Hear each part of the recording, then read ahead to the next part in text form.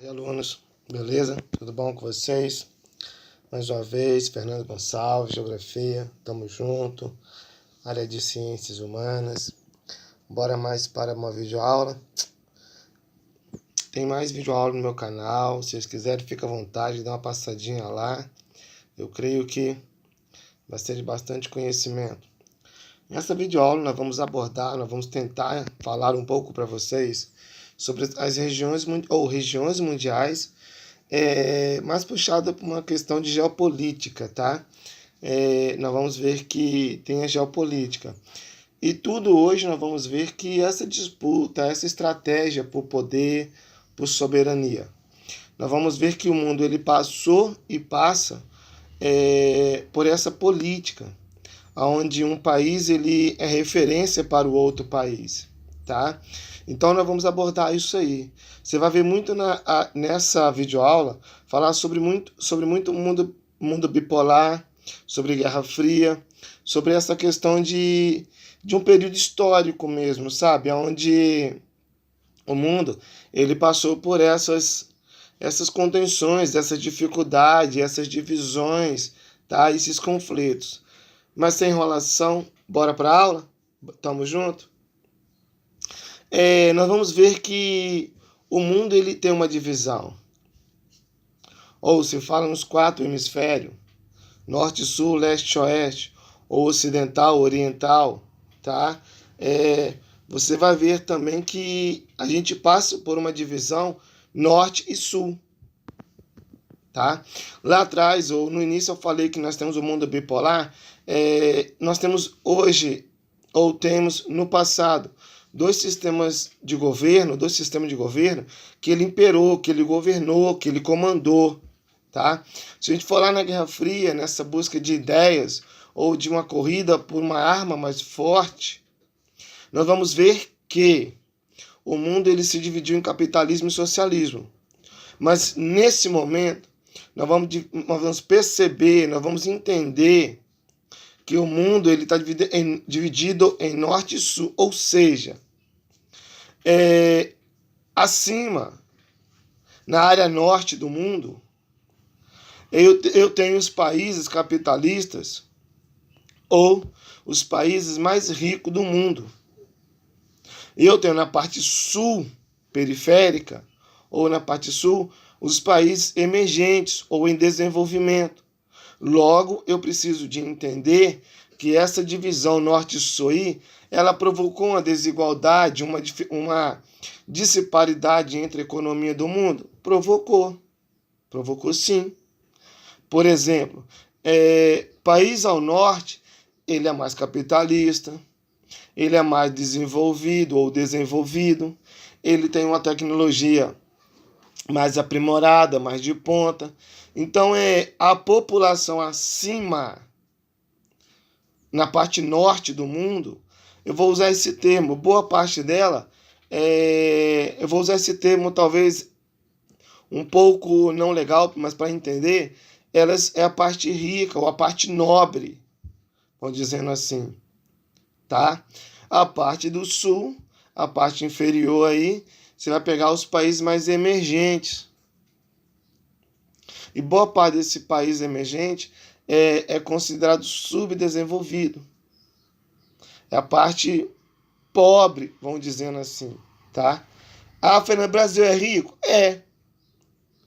Mas se eu comparar o Brasil com os Estados Unidos, tem uma desigualdade? Tem. Estados Unidos fica na parte norte? Fica. Brasil fica na parte sul? Também. Então há uma desigualdade entre acima da linha do Equador e abaixo da linha do Equador. Há uma desigualdade social muito grande. Tá? Bora continuar? Tamo junto? Show de bola? Então vamos embora então. Eu tenho que entender que após essa questão de divisão norte-sul, eu também tenho, lembra que eu falei anteriormente, sobre esse mundo bipolar, sobre essa Guerra Fria. Se você for no meu canal, você vai ver uma videoaula falando sobre mundo bipolar. Eu não vou ficar aqui discorrendo tudo sobre mundo bipolar. Mas o que eu tenho que entender sobre mundo bipolar? Em um período na história, o mundo ele dividiu em dois blocos. Quais são esses blocos, Fernando?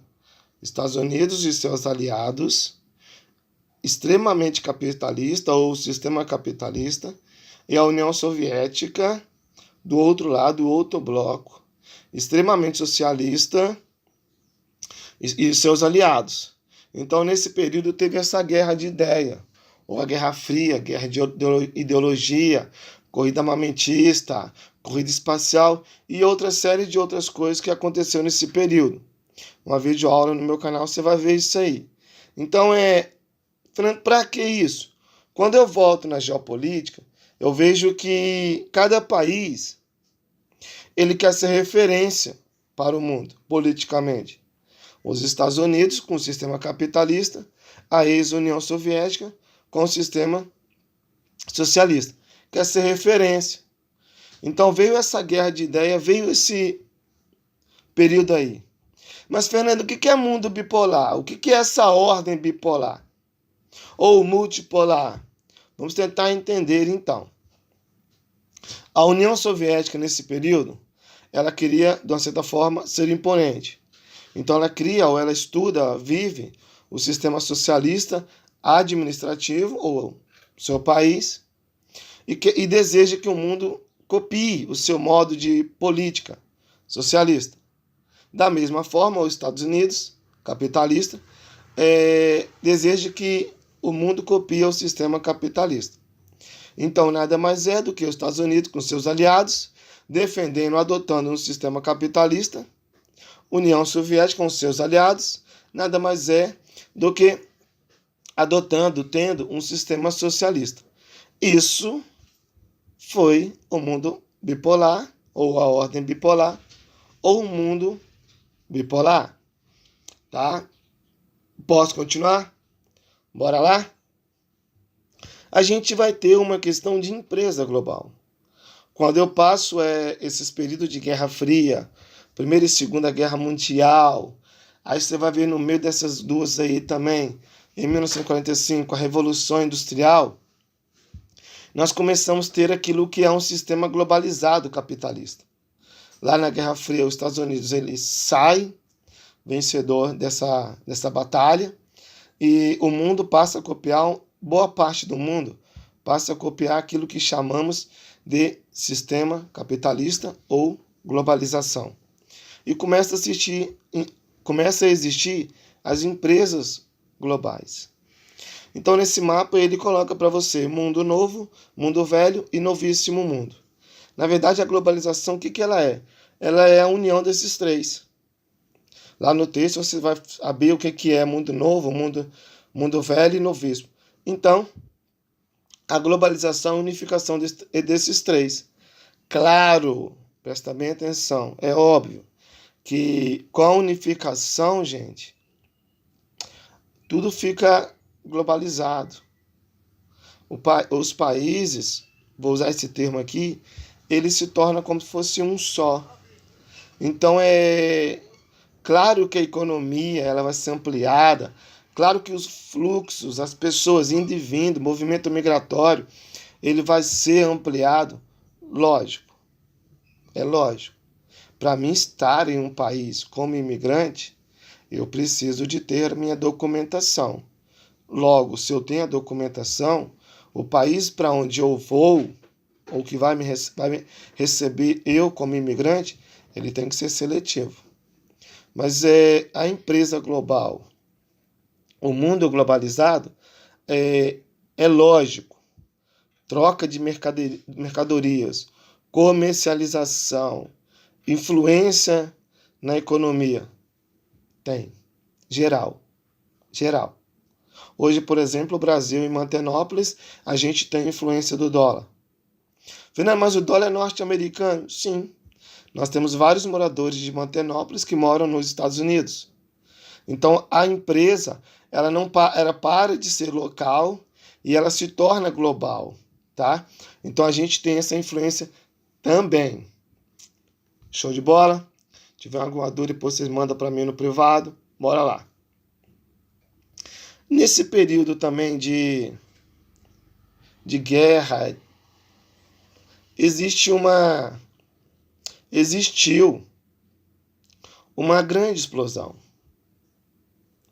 Que explosão é essa, Fernando? No intervalo, ou quando terminou essas guerras, esses conflitos, que seus familiares voltaram, os esposos, os maridos voltaram para casa, os maridos ficaram em casa, houve um crescimento de bebês muito grande. Esse fenômeno é chamado de baby boom. O que é isso? A população ela dobrou, ela aumentou a quantidade populacional. Logo, a Revolução Industrial precisou de acompanhar esse momento.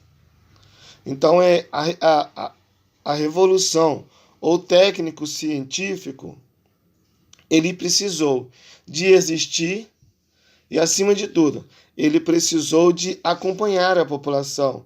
Fernando, como assim acompanhar a população? Quando veio esse baby boom, esse crescimento, a indústria ela precisou produzir mais para atender a demanda da população. Logo, quando aumentou o crescimento populacional, a indústria também produziu em larga ou em grande escala. Isso, a Revolução Industrial, ela ajudou, ela colaborou para esse momento. Então, o baby boom, ou a grande explosão de bebê, ela nos proporcionou o avanço tecnológico e científico na questão de produção, principalmente, tá? Na questão de produção. Por quê, Fernando? Porque era necessário produzir mais para atender uma população que outrora ela não era atendida, ou ela nem existia, tá? Então, aquela forma antiga de ver o mundo, manufatureiro, artesanal, aqui não se encaixa mais. Aqui não dá mais.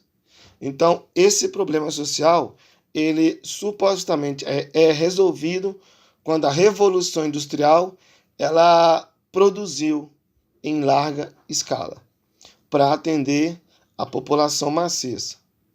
Tá? Alunos, espero que vocês estejam aproveitando essa videoaula com o texto de apoio, com o vídeo. Eu creio que vocês vão conseguir fazer tudo o que precisa. Show de bola. Sucesso na vida. Tamo junto.